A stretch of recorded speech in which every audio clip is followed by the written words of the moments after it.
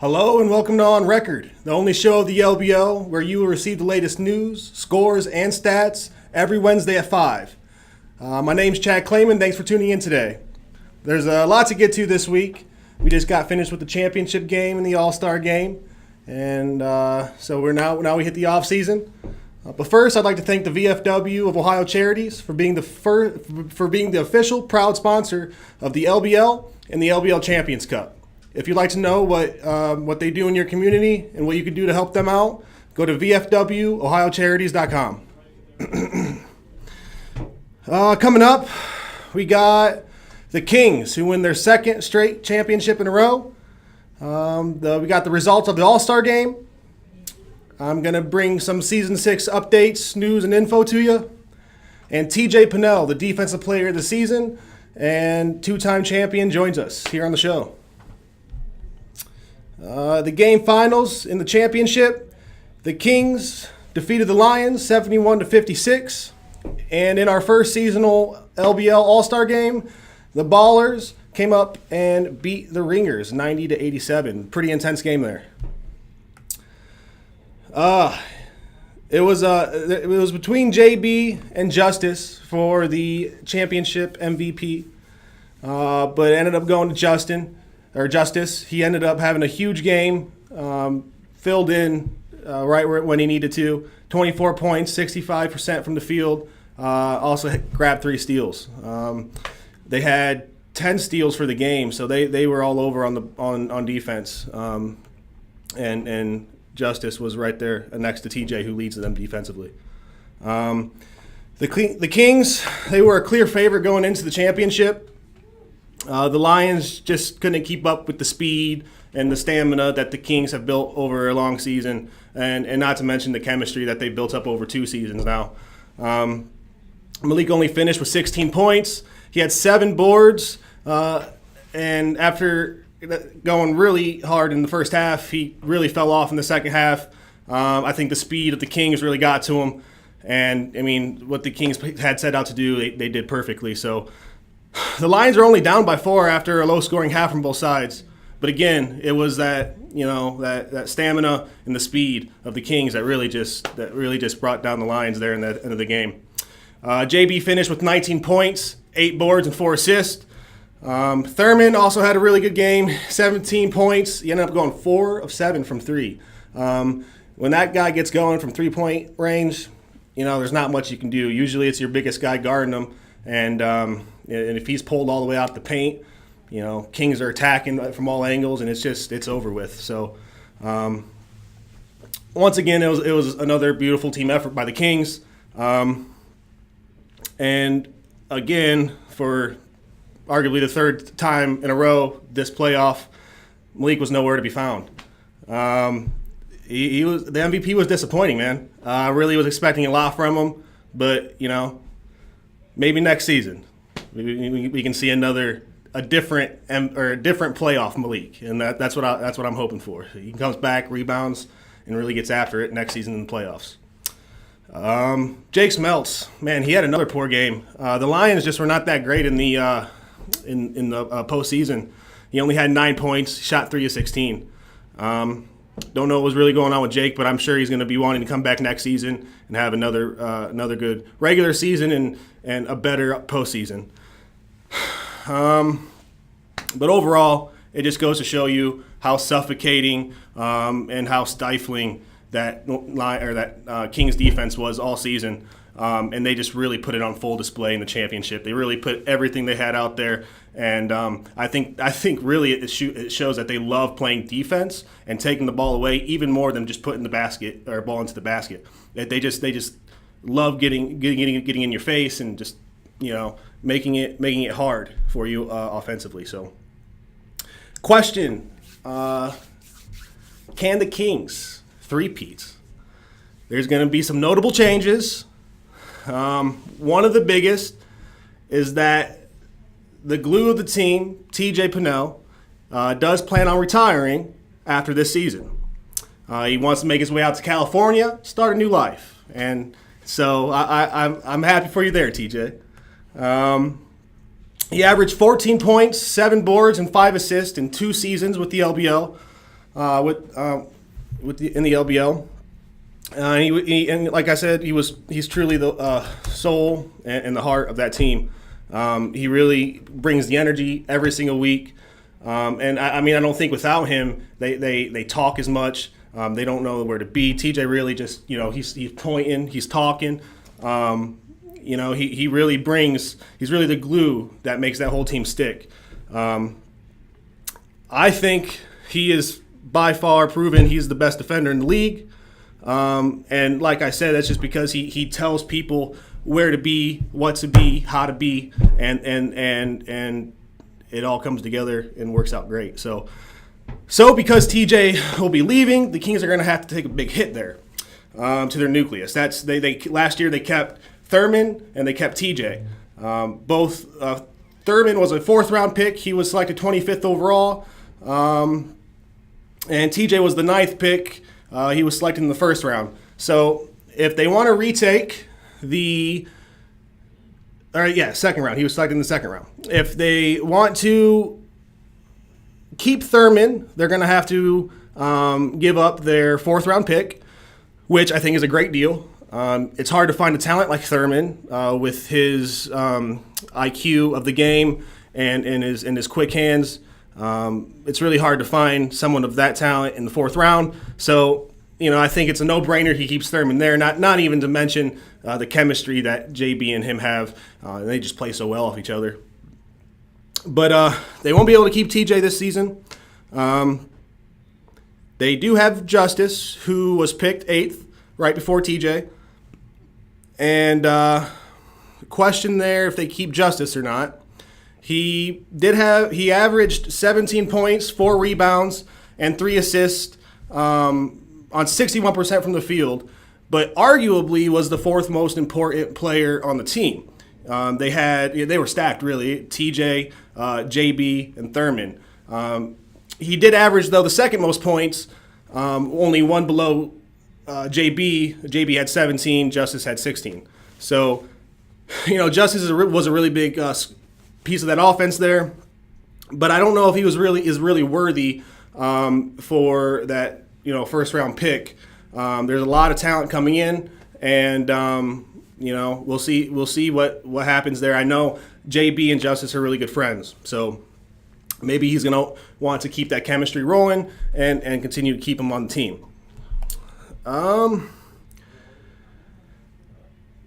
I think I don't want to leave yet just on Justice. I do want to say what he does very well, and that's playing off the ball. Justice never is a really big ball dominant guy, but he's smart. He knows where to cut. He knows where to be. And when you have players like JB and TJ who are always looking for the better play, they find people like Justice who knows where to be, and he gets easy buckets. He's not so much from what we've seen this season. Like I said, he was arguably the 4th choice on the team. From what we've seen this season, he doesn't really create his own shots. So it's going to be interesting to see how the dynamic of the team shifts if he does stay on the Kings, and his role within that system. So I think he'll be able to be fine. He's just going to have to maybe switch up his game a little bit. TJ will be hard to replace, but I think JB, who has proven to be one of the best GMs in the league, if not the best, will be able to find a key piece and keep that identity of the Kings that's so strong moving forward. They're going to be the favorites going into Season 6 for sure. I can definitely see them three-peating, but it won't be easy. They have a target aimed on their backs, and it's like in the NBA, with the Warriors. It's once you get the 2 in a row, and you got to go 3, and you got to go 4, and it just starts mentally draining on you. It just starts mentally draining on you. So we'll see what the mindset of the Kings going into Season 6 is. But it's gonna be fun to watch. So tune in next season. We also had the All-Star game after the championship game. Coming into the game, the Ballers, they were the favorite, or the Ringers were the favorite. They had the MVP. They had Jalen. They had Jamison.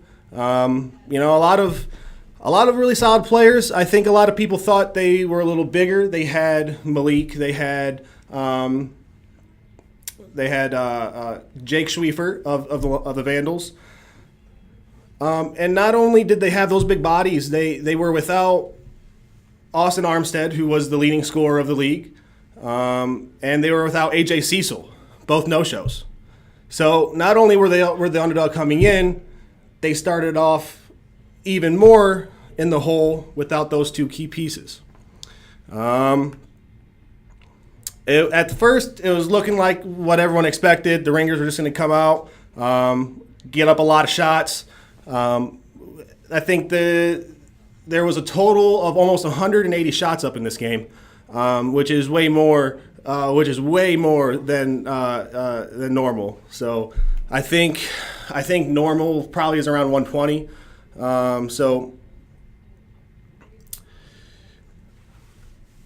In the fourth, TJ Pennell did what he was doing with his team for the whole season. All of a sudden, he started talking. He started getting loud, and really all of a sudden, and the energy started coming back into the building. All of a sudden, the energy started coming back into the ballers, and then what do you know? They start making a run, and at the end, I do believe TJ did miss 2 key free throws that could have really sealed the deal, but his team was able to help him out there. Pulled out and won 90-87. Matt Ayers, he talked a big game before the All-Star game, and he proved his worth. He was hitting from all over the place. He hit 9 threes, finished with 31 points, silencing his doubters. So awesome job, Matt. Keep it up. Michael Bennett, TJ Pennell, and Preston Mormon all finished with 16 points to make it a complete team effort. Jake Schwiefer led the Ringers with 24 points, and Jamison had 22 points and 9 rebounds. Just good efforts, just wasn't enough. I think ultimately the energy that the Ringers, you could just tell they wanted it more. It just meant more to them. So I'm glad to see the Ringers win it, like I predicted, by the way. So on to the season 6, on to the off season, on to the beginning of season 6. We're going to have to take a few months off, or 2 months, a couple months off, but we will be back on August 18th. That's when the Combine will start. The Combine will include pretty much just 5-on-5 of all the new players. Current players can come if they choose to play after the new players come in. But the new players will play 5-on-5. All 8 team GMs will be there to evaluate all of the new incoming talent in preparation for the draft. The draft will be held August 25th, the next Sunday. The draft will be a serpentine draft based off of the record of the regular season and of the previous regular season, so season 5. And all the players will be required to show up. This will be the first season that all the players will be required to show up. We have to get you a whole bunch of info. We have to sign you up. We have to get your fee. All of that stuff. We want to do that starting from here on out at the draft. That way we don't have to worry about it week 1. Also, this summer, we are going to have a 3-on-3 tourney. It's going to be outside. Hopefully we can do it on campus here on Bowling Green. That is our where they just redid the courts there, and I feel like it'd be a good time over there on campus. So look forward to that. There's going to be a fee to join the weekend tournament, and it's going to be a first, second, and third payout. So make sure you come. Get calling on the phone to some of your friends. Let them know it's sponsored by the LBL, and let us know. You can email us. You can email me, chad.kleman@lbllegends.com. Let me know you're interested. And social media. All over social media, we'll be giving giveaways for the offseason. We'll be giving away jerseys, a whole bunch of memorabilia, a whole bunch of stuff. Go on social media, give us a whole bunch of likes, and give us a follow as well. Don't forget to work on your game, guys. Don't forget, Season 6 is only a couple months away. All right? I know some of you want to make it into that championship game, that all-star game. You got to really hone in on your craft. You got to work on it. Let's get some of you people that weren't in the all-star game in that game. Specifically, oh man, no, from the Pistons, Josh Grissom. There it is, Josh Grissom. Come on, man. I want to see you in that All-Star game. You were close. You were close this season, man. I wanted you in there. But everyone that was in there now was well deserved. So next, we are going to have TJ Pinnell join the show. So just stay in your seats, and we'll get TJ on.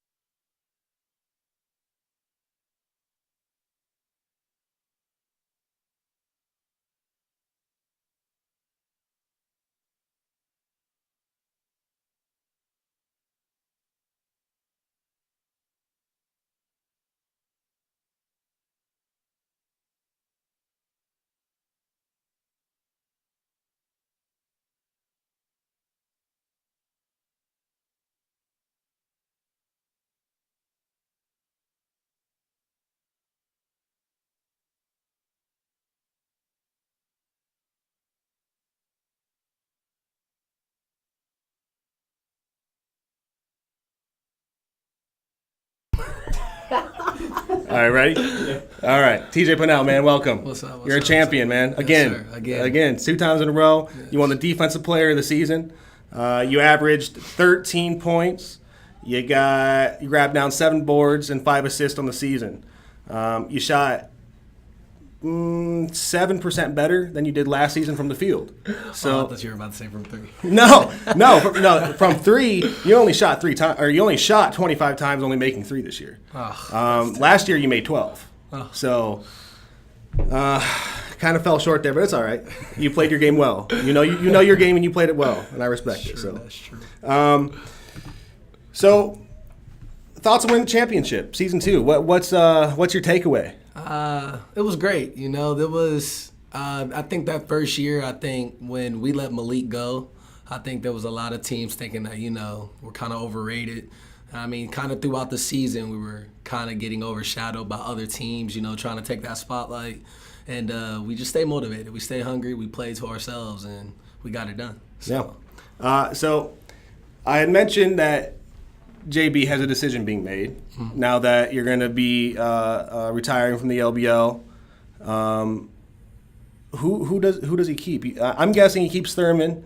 I would for sure say keep Thurman. Yeah. Thurman, he really holds it down for us. He's our main big, but he's a stretch for us. He works well with how we play. And keep Justice. I mean, Justice, he had an outstanding season. Yeah.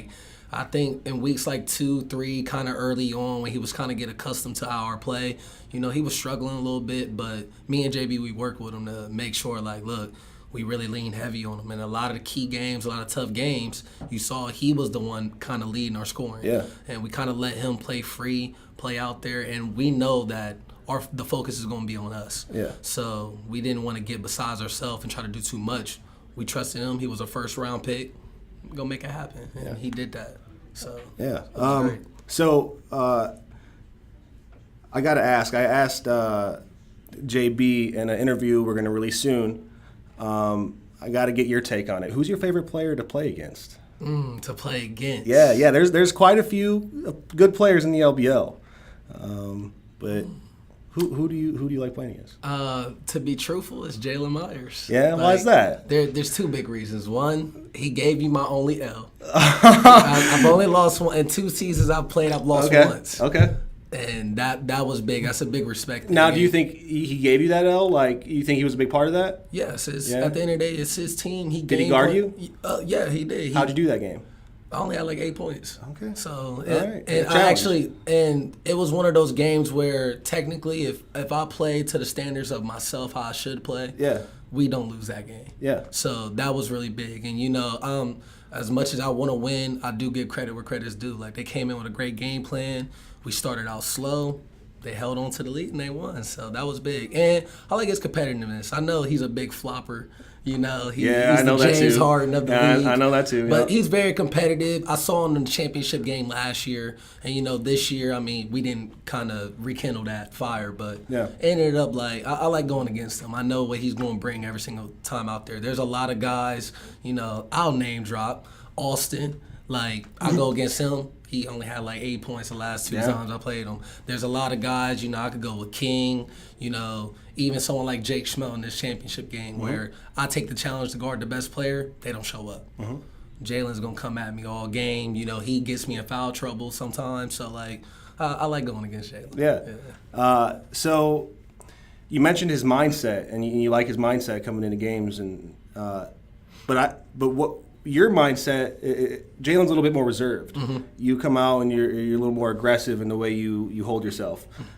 Is there a place that comes from, or did you get that from somebody, or where does that energy and that emotion come from that you display? It just comes from me. That's just kind of how I play. I give it my all. For the game, I take it possession by possession. So there's 4 quarters, 8 minutes, but I'm locked in every possession. So I might get on a teammate for something that's very little in the game in the first quarter, but for me it feels like every possession matters. So we don't need to take plays off. We don't. And if I keep that energy, I bring that, it's going to spread to my team. So that's why we stay locked in. We do well that way. Awesome. You did say the Pelicans. I want to mention this. They just won the draft lotto, man. So I don't know who your team is, but what do you think about the Pelicans getting it? The Lakers were 4th, and did your team fall in there in that anywhere? Man, so LeBron went out to LA, so and I plan on going out to LA as well, California. So that's my team right now, the Lakers. I actually think the Pelicans winning that draft lottery might have helped the Lakers because they'll be more willing to get rid of Anthony Davis since they have a the first pick coming in. But I'm actually disappointed. I wanted Zion to go to a big market. Either Chicago, New York, LA, somewhere big where, I think he's the next face. He's definitely. So what if I think it might be a possibility that maybe AD chooses not to get traded, and he has 1 more year left. Why not play with Zion? See how it works out. And if you don't like it, you can always walk. 2 reasons. One, they're not going to get a free agent this summer. The Pelicans just not a big enough market. And then 2, Zion Williamson is going to come in and impact. He's going to dominate. But again, with all the great players, Michael, LeBron, Kobe's, it takes them a while before they can even get their first win. Anthony Davis, he's in his peak. He's in his prime. He wants to go win. Staying with Zion is a project still. I do believe Zion Williamson can bring franchise championships, but we're talking at least 4 years down the line. So you're hoping he gets traded over there to LA? I'm definitely hoping he gets traded. LeBron needs some help. It's a mess over there in LA right now, though. It is a mess. Honestly, this summer's big because if they make one wrong move, they might even get rid of their owner. It's interesting. Okay. You did say you love LeBron. LeBron's out in L.A. You plan to move to L.A. What are your plans? What are you going to do out there, man? What's the move for? So I'm a music artist. Okay, heck yeah. You got to find me out there. Apple Music, Spotify, whatever. Trayvon Stats, you feel me? But yeah, I'm going to go pursue some music. I am going to move back to Columbus for a couple months.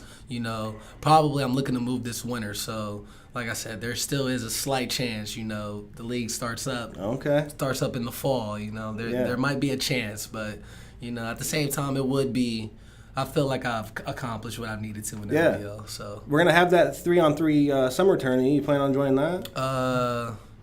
get It'd be a good time. Get It'd some be good. details. Yeah. Maybe Yeah. you know, add Okay, to cool. the accolade. Cool. You know? Why not? One last thing though before you go. Okay. Can you describe your experience in the LBL, man?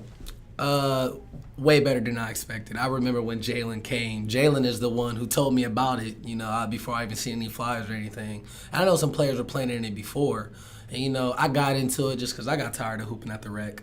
So, but no, it exceeded my expectations big time. And I think another thing that helped out was, you know, just that first year, you know, I kind of got slept on in the draft. Like, I don't know if it was just because of the combine I didn't take it serious enough, but, you know, it kind of sparked some fuel under me. So I was like, you know what, I'm going to actually come out here and play. Like, I'm gonna take the full experience. And, like, nah, this is a great league. Awesome. Love it. The shows. I wish you had the All-Star game last year. Right. It didn't end up coming down, but all the things, every player of the week, keeping the stats, like, it really holds everything. Kind of, this is legit. I love it. Awesome. Hey, thanks, TJ, man. Thank you, man. Thank you. I appreciate you being in the league, man. It was a great time watching you. Hopefully, I can get maybe one more season. Hopefully. But if not, you can come out, watch them 3-on-3, hopefully, this summer. Who should I play with? Oh, man, it's up to you. 3-on-3. 3-on-3. Should I stay with my guys or go experiment? You know, get out there. Like, matter of fact, who wants me? 3-on-3. 3-on-3. Hit 'em. There it is. What's your Twitter? Trayvon Stance. Let them know. Let me know. Let them know on Twitter, man. There it is. Besides that, guys, thank you so much for tuning in today's episode. I believe it was the 7th episode. We're going to have more episodes throughout the summer, probably like 3 or 4. We're going to spread them out. Just kind of throwing information at you, talking about the tournament, stuff like that. So, you know, keep in touch. Keep in touch with our social media. Like I said, we're going to be giving away a whole bunch of stuff no matter where you are. We'll find a way to get it to you. Visit us online, lbllegends.com. TJ mentioned the stats that we keep up there. The website itself, just to have that, it's awesome. So go visit us there. And if you're interested in joining the league next season, you can go to lbllegends.com and apply right up in there. So, again, good seeing you guys. Congratulations one more time. Yes, sir. Yes, sir. And I'll see you season 6.